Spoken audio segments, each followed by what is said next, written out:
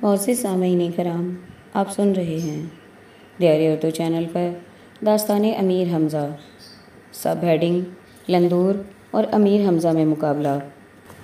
راوی اس داستان کو یوں بیان کرتا ہے کہ 7ویں روز امیر نے لندور کو سر سے بلند کیا۔ بعض کہتے ہیں کہ سر سے بلند نہ ہو سکا، برابر چھاتی کے لایا۔ غرض لاچار ہو کر امیر نے لندور کو چھوڑ دیا اور خنجر نکال کر چاہا اپنے کو مار ڈالے۔ چونکہ لندور منصف اور رحم دل تھا، دوڑ کر امیر کا ہاتھ پکڑ لیا اور کہا، آپ کیا کرتے ہیں؟ خدا نے آپ ہی کو ایسی قوت عطا فرمائی ہے، ورنہ یہ کس میں طاقت ہے کہ جو مجھ کو ہلا دے اور میرے لنگر زمین سے اکھاڑے؟ اور کہا کہ میں نے آپ کی اطاعت قبول کی، آپ مجھ کو اپنے ملازموں میں گنیے۔ تب امیر نے لندور کو چھاتی سے لگایا اور عذر معذرت کر کے ایسے خوش ہوئے کہ گویا 7 زمانے کی بادشاہت ملی۔ امیر نے فرمایا، اے بادشاہ ہند، میری تمنا ہے کہ تم میرے ہمراہ نوشیروان کے پاس ایران چلو کہ میری آبرو قائم رہے۔ جواب دیا کہ بندے کو بصر و چشم قبول ہے اور جو فرماؤ گے بجا لاؤں گا۔ یہ کہہ کر اسی وقت اپنے تمام سرداروں کو بلایا اور امیر سے ملاقات کرائی۔ امیر نے اس کے ہر پہلوان سے بغل گیری کی اور لندور کے بے طبل شادمانی اور رضامندی بجواتے ہوئے اپنے اپنے ٹھکانوں پر جا کر خوش ہوئے اور سب نے آرام کیا۔ 2-3 دن کے بعد صاحب کران نے جشن فرمایا اور لندور اپنے تمام سرداروں اور امراء وزراء امیر کی بارگاہ دانیال میں تشریف لائے اور صحبت کی بزم آراستہ ہوئی اور شراب ارغوانی کا دور چلنے لگا۔ اس بزم صحبت میں امیر مہر نگار کا تصور کر کے آنکھوں میں آنسو بھر لائے اور امروں کی طرف دیکھ کر فرمایا، اے بابا، جی چاہتا ہے کہ تو اسی وقت گائے کہ معشوق کی یاد میں دل بھر آئے۔ امرو 2 زانوں ہو کر روبرو بیٹھا اور قانون کی سروں کو درست کر کے انگلیوں میں مضراب چڑھائی اور بجانا شروع کیا۔ پہلے ہاتھ سے راگ کا تمام عالم خوب دکھا کر ایک غزل گائی کہ تمام مجلس کو وجد کی سی حالت ہو گئی۔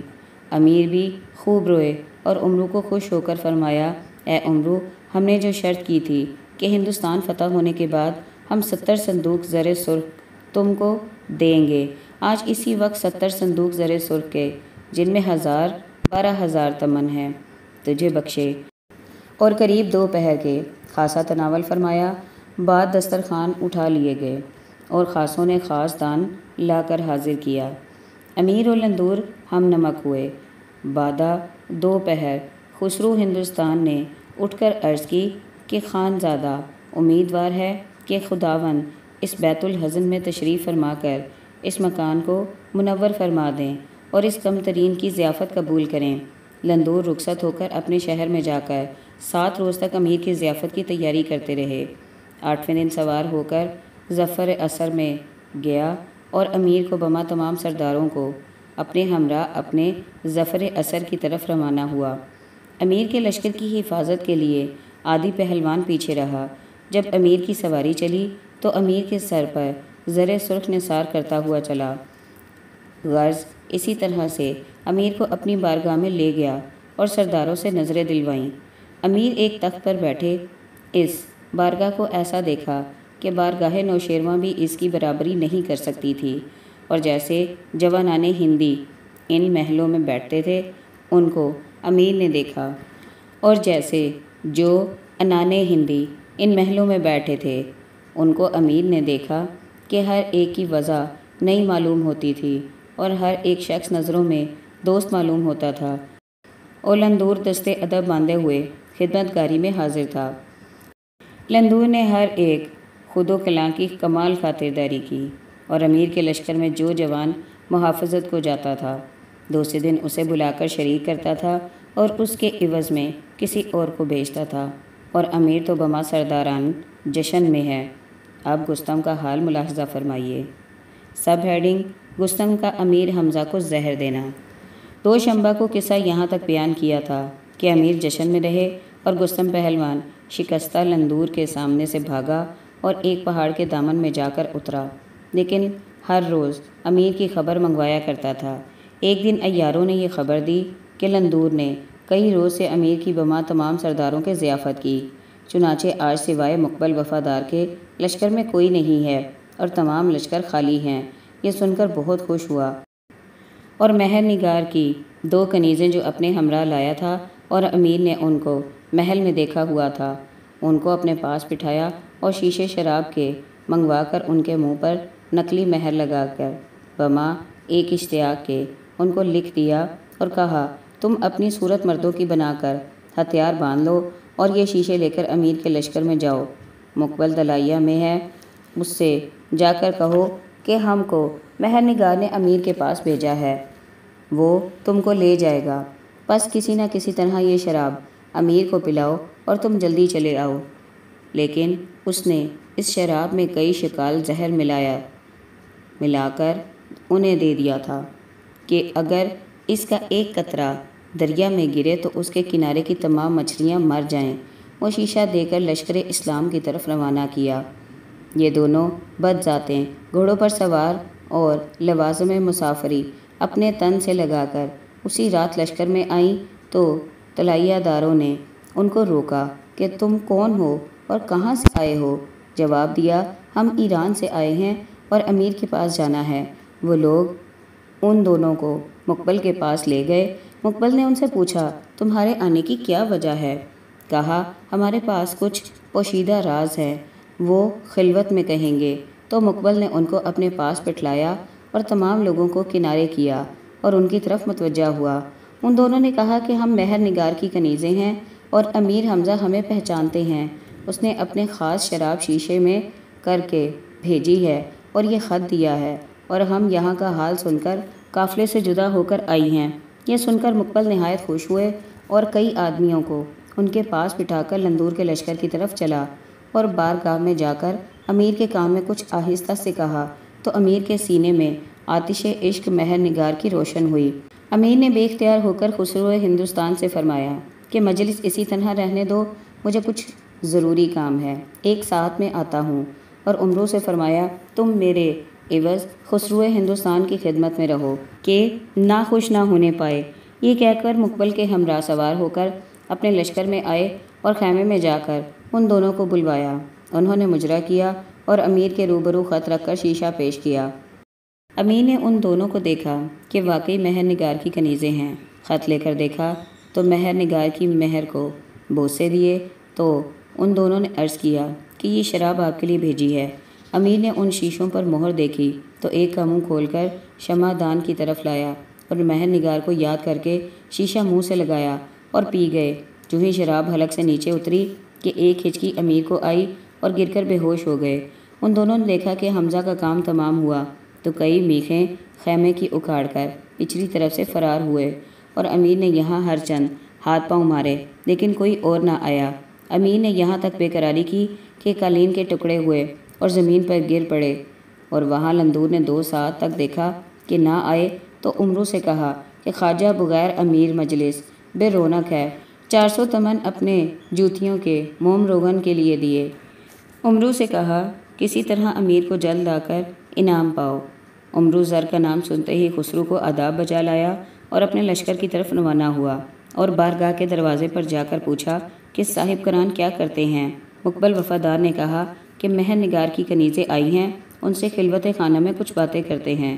عمرو نے کنیزوں کا نام سنتے ہی ایک آہ بھری اور کہا، اے غلام، تو نے غضب کیا کہ جان بوجھ کر اپنے خداوند کو قتل کر دیا۔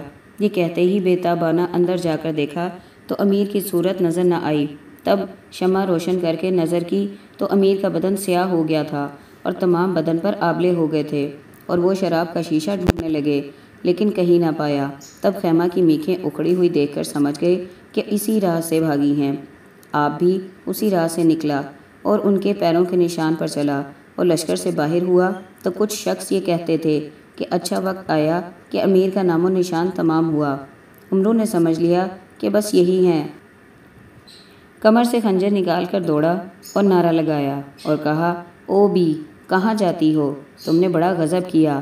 یہ کہہ کر ان دونوں کے سر کاٹ ڈالے اور پھر خیمے میں آ کر مقبل کو بلایا اور کہا کہ امیر کی یہ حالت ہوئی، اب کیا کرنا چاہیے؟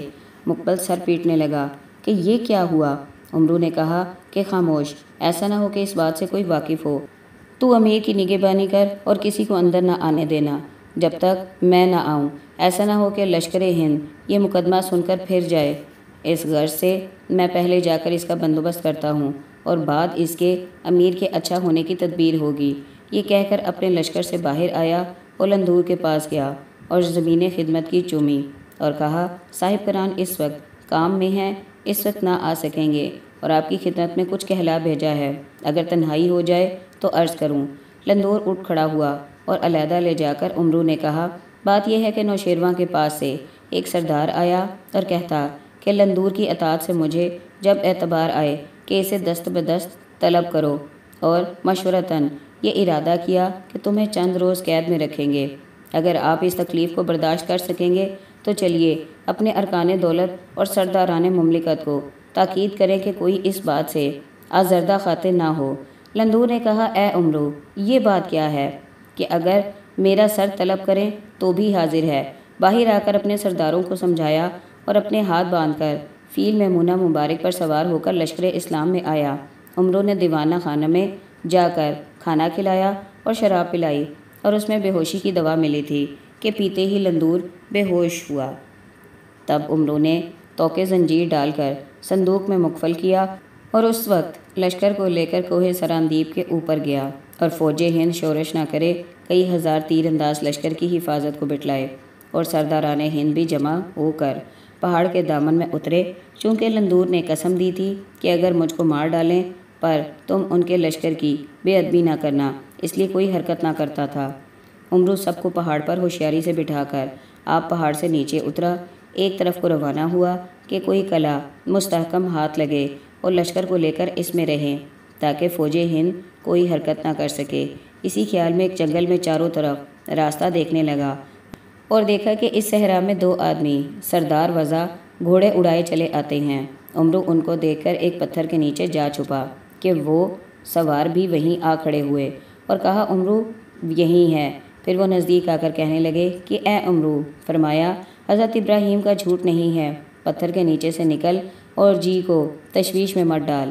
عمرو نے حضرت ابراہیم کا نام سنا تو فوراً روبرو آیا اور وہ دونوں جوان گھوڑوں سے اتر کر عمرو سے بغل گیر ہوئے۔ عمرو نے پوچھا کہ آپ کون ہیں؟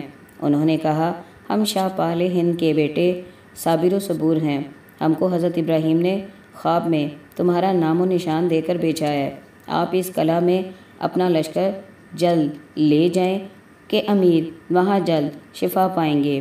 عمرو نہایت خوش ہوئے اور ان دونوں کو لے کر کوہ سراندیپ پر گیا اور امیر کو سوار کر کے دوپہر کے وقت پہاڑ سے اتر کر صابر و صبور سے کہا کہ سوائے اس کے اور کوئی علاج نظر نہیں آتا کہ یہاں سے 10 دن کی راہ پر ایک جزیرہ ہے جسے نارون کہتے ہیں، وہاں ایک حکیم اکلیمون نامی افلاطون زمانہ رہتا ہے اور اس کو خط لکھ دیتے ہیں، اگر تم اس کو جا کر لے آؤ تو البتہ امیر کو شفا ہو۔ ہم اس کو خط لکھ دیتے ہیں، اگر تم اس کو جا کر لے آؤ تو البتہ امیر کو شفا ہو۔